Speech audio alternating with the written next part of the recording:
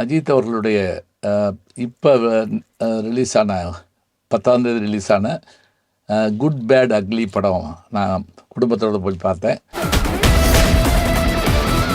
உண்மையிலேயே எனக்கு ரொம்ப மகிழ்ச்சியாக இருந்தது. என்ன அப்படின்னா, நான் எப்படி அதை பார்த்து ரசிக்கிறேனோ இல்லையோ, அஜித்குமாருடைய ரசிகர்கள் பார்த்த இதை வந்து நான் தியேட்டர் முழுக்க பார்த்துக்கிட்டே இருந்தேன்.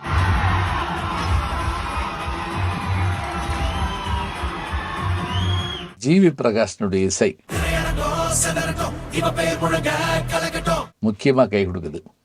அதெல்லாம் தாண்டி படத்தை ரொம்ப அப்படியே ஒரு கலகலப்பாகிறது, தேட்டரை அப்படியே எந்திரிச்சு விசிலடிக்க வைக்கிறது எதுன்னு கேட்டால், இசைஞானி அவர்களுடைய பாட்டு 3 பாட்டுங்க.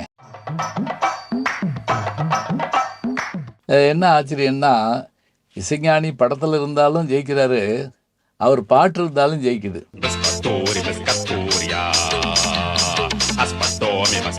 அந்த பாட்டெல்லாம் நமக்கு கேட்க கேட்க ஆச்சரியமாக இருக்குது. அந்த வில்லன் அறிமுகமாகிறப்பே யாராது அப்படின்னு கேட்டோம்னா அந்த பாட்டு ஆரம்பிக்கிறப்ப அப்படியே தேட்டர் கலகலத்து போகுது. அப்படியே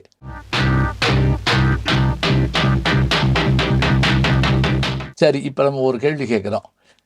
இந்த படம் வந்து இதில் வந்து வேறு குறைபாடுகள் இருக்கா, மற்றதெல்லாம் இருக்கா? எனக்கு என்ன அப்படின்னா, ரசித்து பார்க்கணும்னா படத்தை பார்த்துடணும், இல்லை விமர்சனமாக பார்க்கணும்னா அதுக்குரிய முறையில் பார்க்கணும். ரசித்து பார்க்குறவங்களுக்கு எல்லா படமும் நல்ல படம் தாங்க.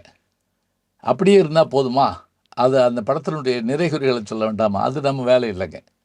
ஏன்னா எந்த படத்தையும் வெற்றி பெறக்கூடாதுன்னு யாருமே எடுக்க மாட்டாங்க. இதில் கதாநாயகன் அஜித்துடைய உழைப்பும் சரி, இயக்குநர்கள் மற்றவர்களுடைய உழைப்பும் சரி, உண்மையிலேயே வியக்கத்தக்க முறையில் இருக்குது.